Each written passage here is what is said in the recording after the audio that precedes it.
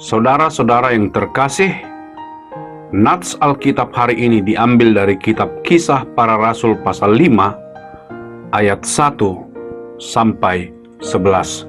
Saya akan bacakan untuk kita semua. Ada seorang lain yang bernama Ananias. Ia beserta istrinya Safira menjual sebidang tanah.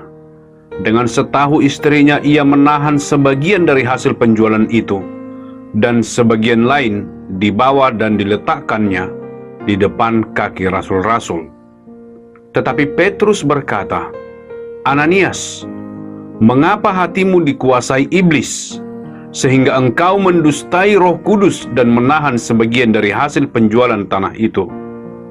Selama tanah itu tidak dijual, bukankah itu tetap kepunyaanmu? Dan setelah dijual, bukankah hasilnya itu tetap dalam kuasamu? Mengapa engkau merencanakan perbuatan itu di dalam hatimu? Engkau bukan mendustai manusia, tetapi mendustai Allah." Ketika mendengar perkataan itu, rebahlah Ananias dan putuslah nyawanya. Maka sangatlah ketakutan semua orang yang mendengar hal itu. Lalu datanglah beberapa orang muda. Mereka mengapani mayat itu, mengusungnya keluar dan pergi menguburnya. Kira-kira 3 jam kemudian masuklah istri Ananias, tetapi ia tidak tahu apa yang telah terjadi. Kata Petrus kepadanya, "Katakanlah kepadaku, dengan harga sekiankah tanah itu kamu jual?" Jawab perempuan itu, "Betul sekian." Kata Petrus, "Mengapa kamu berdua bersepakat untuk mencobai roh Tuhan? Lihatlah, orang-orang yang baru mengubur suamimu berdiri di depan pintu dan mereka akan mengusung engkau juga keluar." Lalu rebahlah perempuan itu seketika itu juga di depan kaki Petrus, dan putuslah nyawanya. Ketika orang-orang muda itu masuk, mereka mendapati dia sudah mati. Lalu mereka mengusungnya keluar dan menguburnya di samping suaminya. Maka sangat ketakutanlah seluruh jemaat dan semua orang yang mendengar hal itu. Dan topiknya adalah melawan suap dan korupsi. Nats ini adalah mengenai kisah yang nyata dari suatu pasangan yang hidup setelah kebangkitan Yesus Kristus. Nama pasangan ini adalah Ananias dan Safira. Mereka jelas-jelas adalah pasangan yang cukup kaya, yang memiliki harta benda. Kemungkinannya sebuah rumah, sebidang tanah yang luas, dan mereka menjualnya dengan jumlah uang yang sangat besar. Dan tujuan menjualnya adalah karena mereka berkata kepada yang lain, "Kami menjual tanah ini supaya kita dapat mempergunakan uang itu. Kami punya banyak. Kami ingin menjual dan memberikannya ke gereja, sehingga gereja dapat menggunakan uang itu untuk menolong orang miskin." Pada masa itu, orang yang menjadi Kristen sangat miskin, karena mereka telah meninggalkan sinagog. Mereka telah meninggalkan keyakinan Yahudi mereka, dan kemudian mereka terusir dari keluarga mereka, karena telah meninggalkan keyakinan mereka sebelumnya. Jadi banyak yang telah kehilangan keluarga, kehilangan pekerjaan, dan mereka membutuhkan pertolongan, sangat miskin. Bahkan seperti pandemik virus corona sekarang, ada banyak orang yang membutuhkan pertolongan. Jadi, Ananias dan Safira berkata, "Kami akan menjualnya dan memberikan uangnya ke gereja, sehingga kita dapat menolong orang-orang Kristen yang miskin." Saya harap banyak orang yang melakukan hal itu. Tapi sebenarnya mereka ini tidak sungguh-sungguh melakukannya. Mereka menjual harta bendanya dengan uang yang sangat banyak, dan mereka menyimpan sebagian untuk diri mereka sendiri, dan mereka berkata ke gereja, "Kami menjualnya seharga ini." Jauh lebih sedikit, karena mereka menyimpan lebih banyak untuk diri mereka sendiri. Jadi mereka berkata, "Hanya ini hasil penjualannya, tapi kami akan berikan ini ke gereja." Kata lainnya, mereka berbohong mengenai harga penjualan properti yang mereka jual. Pada waktu itu Petrus melalui Roh Kudus mengetahui bahwa mereka berbohong. Kemudian Petrus bertanya, "Benarkah ini semua hasil dari penjualannya?" Dan dia berkata, "Ya, iya." Dan orang itu jatuh dan meninggal. Dia berbohong. Tuhan murka, dan mereka mengeluarkan dan menguburkan orang itu. Allah orang Yahudi sangat cepat, mereka mengapani dan menguburkannya. 3 jam kemudian, istrinya datang ke gereja dan bertemu lagi dengan Petrus. Dia tidak mengetahui suaminya sudah meninggal dan dikuburkan. Petrus bertanya, "Apakah kamu menjualnya dengan jumlah segini?" Istrinya menjawab, "Iya, iya, itu benar, ini jumlah uangnya. Ini bukan jumlah yang sesungguhnya, karena jumlah yang sesungguhnya lebih besar." Dan dia juga meninggal. Tuhan murka dengan mereka berdua, mencoba membohongi Tuhan. Apakah konteks dari cerita ini? Kalau Anda hanya sekedar membaca nats ini kelihatan sangat aneh, benar? Mengapa mereka menjual? Mengapa mereka berbohong? Apa konteksnya? Jadi kita harus selalu memahami konteks dari sebuah cerita. Jadi mari kita melihat kitab Kisah Para Rasul 4 ayat 32. Saya akan bacakan untuk kita. Adapun kumpulan orang yang telah percaya itu, mereka sehati dan sejiwa, dan tidak seorang pun yang berkata bahwa sesuatu dari kepunyaannya adalah miliknya sendiri, tetapi segala sesuatu adalah kepunyaan mereka bersama. Dan dengan kuasa yang besar, rasul-rasul memberi kesaksian tentang kebangkitan Tuhan Yesus, dan mereka semua hidup dalam kasih karunia yang berlimpah-limpah. Sebab tidak ada seorang pun yang berkekurangan di antara mereka, karena semua orang yang mempunyai tanah atau rumah menjual kepunyaannya itu, dan hasil penjualan itu mereka bawa dan mereka letakkan di depan kaki rasul-rasul, lalu dibagi-bagikan kepada setiap orang sesuai dengan keperluannya. Pada dasarnya saat itu, tepat setelah kebangkitan Yesus Kristus, para rasul memberitakan Injil dengan cara yang penuh dengan kuasa. Dan orang-orang mengetahui, wow, ini menakjubkan. Yesus sudah bangkit, Yesus sudah bangkit. Mereka mendengar hal ini. Dia mati untuk dosa-dosa kita. Dan banyak orang percaya. Dan ketika mereka percaya, hidup mereka berubah total. Suami yang jahat menjadi suami yang baik. Ayah yang jahat menjadi ayah yang baik. Anak yang jahat menjadi anak yang baik. Tetangga yang jahat menjadi tetangga yang baik. Pemimpin yang jahat menjadi pemimpin yang jujur. Banyak dari mereka yang hidupnya berubah total. Itulah yang terjadi. Makanya disebutkan bahwa Injil adalah kekuatan Allah untuk keselamatan. Bukan hanya untuk menjamin kita bahwa kita akan masuk ke surga, tetapi mengubah hidup kita. Injil dapat mengubah hidup kita. Karena ketika kita menerima Injil, ketika kita menerima Yesus ke dalam hati kita, Dia membuat kita menjadi ciptaan yang baru. 2 Korintus pasal 5 ayat 17. Jadi siapa yang ada di dalam Kristus, ia adalah ciptaan yang baru. Yang lama sudah berlalu, sesungguhnya yang baru sudah datang. Sesuatu terjadi di dalam hatinya. Sekarang dia memiliki karakter Yesus. Tidak 100%, tetapi lebih dan lebih lagi hidupnya berubah. Ketika orang-orang melihat semua ini, mereka berkata, wow, ini nyata. Bukan beragama di sisi luar. Ini adalah perubahan hidup. Hidup diubahkan. Suami saya sudah berubah. Anak saya sudah berubah. Wow. Bos saya berubah. Mengapa? Oleh karena kuasa dari Injil yang mengubahkan hidup. Tahukah Anda apa yang mereka lakukan ketika mereka sangat senang dengan semuanya ini? Banyak dari mereka yang menjual harta benda mereka karena mereka berkata, Yesus sangat mengagumkan. Dia menunjukkan kepada kami cara baru untuk mengasihi, yaitu dengan berkorban.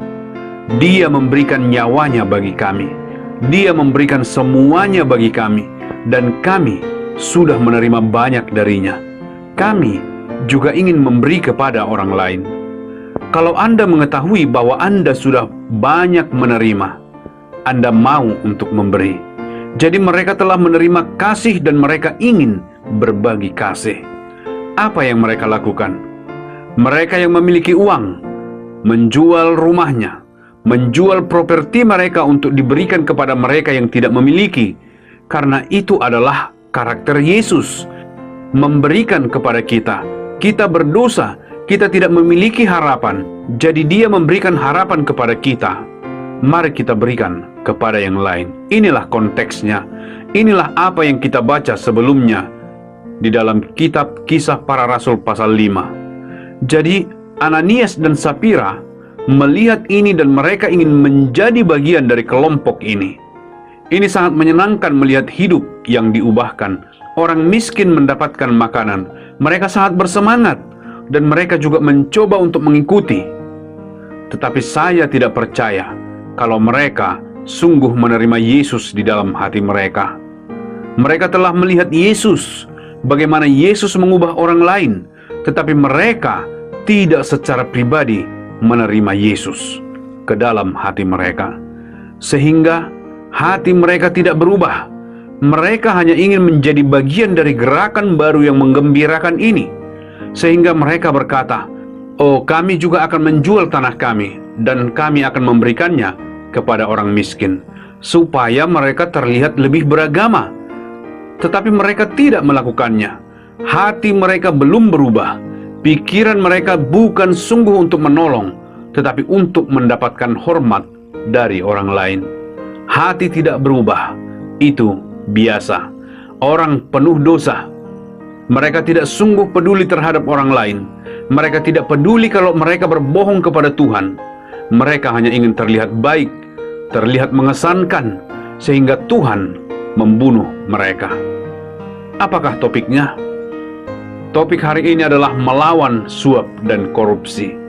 Bagaimana Anda melawan suap dan korupsi? Bagaimana? Sudah dari dulu, bahkan semakin parah sepanjang waktu. Hanya Indonesia? Tidak.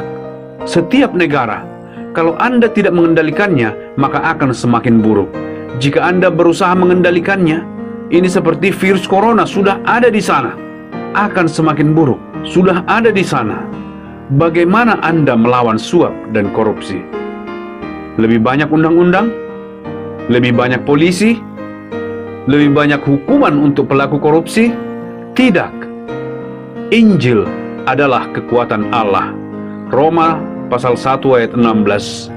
Sebab aku mempunyai keyakinan yang kokoh dalam Injil, karena Injil adalah kekuatan Allah yang menyelamatkan setiap orang yang percaya. Roma 1 ayat 16. Jika Anda menerima Yesus sebagai juru selamat Anda menerima sesuatu yang menakjubkan, bukan agama. Agama adalah doktrin para pengajar, para nabi.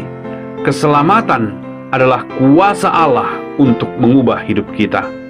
Hari ini dan selamanya, jika Anda percaya ada kuasa dalam Injil yang sederhana itu, di atas salib yang sederhana itu, Anak Allah menjadi manusia, naik ke atas salib, membayar semua dosa-dosa Anda dan berkata, "Sudah selesai, lunas. Barang siapa yang percaya kepadaku," katanya, "tidak akan binasa, melainkan beroleh hidup yang kekal." Ketika Anda memiliki Kristus di dalam hati Anda telah merasakan kasih yang sangat kaya, yang sangat menakjubkan, yang membuat Anda tidak ingin untuk mencari lagi, karena Anda sudah mendapatkan begitu banyak kasih dari Allah memenuhi hati Anda. Allah mengasihi saya, anaknya mati untukku. Dengan kasih seperti itu, Anda akan mampu untuk berbagi kasih juga dengan orang lain. Hanya jika Anda memiliki banyak, kemudian Anda bisa berbagi. Jika Anda memiliki banyak uang, Anda bisa berbagi uang. Jika Anda tidak mempunyai uang, Anda tidak dapat berbagi uang. Anda ingin memperoleh lebih banyak lagi. Jika Anda tidak mempunyai kasih dari Allah di dalam hati Anda tidak dapat mengasihi orang lain. Anda hanya akan mengasihi diri Anda sendiri. Itulah sebabnya dalam korupsi, biasanya orang yang korupsi bukan orang yang miskin. Mereka kaya. Mereka hanya ingin lebih banyak lagi. Mengapa? Mengapa Anda menginginkan lebih banyak lagi kalau Anda sudah memiliki sangat banyak? Karena mereka tidak merasa aman. Merasa sangat tidak aman. Anda berkata, mengapa mereka merasa tidak aman sedangkan mereka punya banyak uang? Karena mereka tidak tahu kemana mereka akan pergi untuk selamanya. Yang mereka tahu, lebih baik saya menikmati sekarang. Sekarang, ambil sebanyak yang saya bisa, minum dan nikmati semua jenis kesenangan sekarang. Mengapa? Karena saya tidak tahu kemana saya pergi setelah saya meninggal. Saya sebaiknya mengambilnya. Kenapa saya tidak bisa? Karena suatu hari nanti, mungkin saya akan masuk ke neraka. Semua orang mengetahui hal itu. Semua orang takut akan kematian.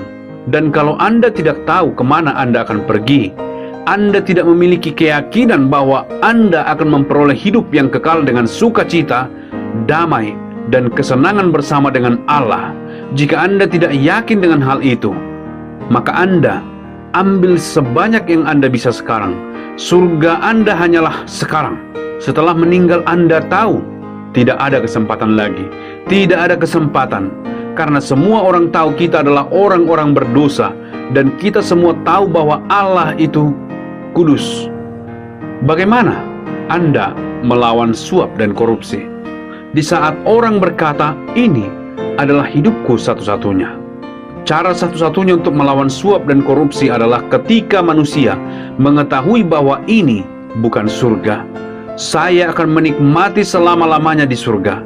Saya tidak perlu mengambilnya di sini, karena saya punya banyak sekali selama-lamanya bersama dengan Tuhan. Jadi, bagaimana Anda melawan suap dan korupsi? Dengan undang-undang, dengan polisi, dengan lebih banyak hakim, dengan hakim yang baik, nol besar, tidak akan berhasil.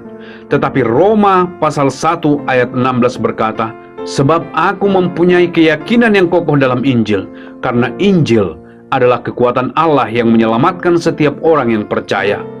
Ketika Anda sudah menerima Yesus, Anda selamat dari rasa tidak aman dan rasa takut akan menghabiskan kekekalan di neraka. Anda semua orang takut akan hal ini. Mengapa? Karena semua orang tahu mereka adalah orang berdosa. Semua orang tahu Allah itu kudus. Apakah Anda siap untuk menghadap Allah? Jadi, bagaimana Anda melawan suap dan korupsi? Sederhana. Salib, salib, salib. Itulah kuasa Allah untuk menyelamatkan Anda, untuk menyelamatkan negara Anda, untuk menyelamatkan dunia dari apa? Dari rasa takut dan rasa tidak aman. Dan apakah yang dilakukan oleh rasa takut dan rasa tidak aman? Takut akan masa depan? Apa yang akan Anda lakukan? Ambil sekarang. Hiduplah sekarang. Karena Anda tahu Anda akan dibakar di neraka selama-lamanya. Dibakar di neraka. Begitulah kata Alkitab. Maksud Anda terbakar selama-lamanya dan tidak akan pernah padam? Ya, itulah apa yang dikatakan oleh Alkitab. Saya tidak mengarang hal itu.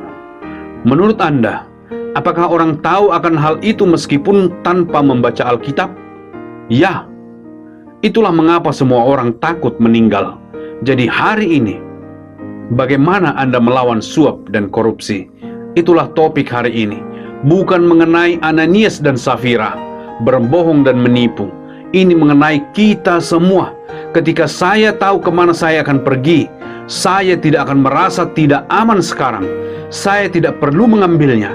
Saya memiliki sangat banyak untuk selama-lamanya. Terima kasih Tuhan untuk Injil. Terima kasih Tuhan untuk salib yang sederhana. Kiranya Tuhan memberkati Anda semua. Kiranya negara Anda melawan suap dan korupsi, dan negara saya melawan suap dan korupsi dengan Injil. Tuhan memberkati Anda.